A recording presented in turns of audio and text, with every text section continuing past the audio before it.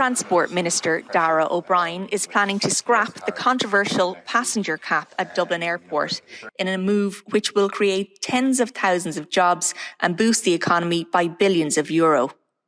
The Sunday Independent can reveal Mr O'Brien will send a memo to Cabinet in the first week of next month and begin the process of drafting new legislation that will remove the airport's 32 million a year passenger limit. If the legislation proceeds as expected, it will see a removal of the cap at Dublin Airport by the end of next year. The decision follows several recent meetings between Mr O'Brien and Attorney General Rossa Fanning, including a private one-on-one meeting at the end of July.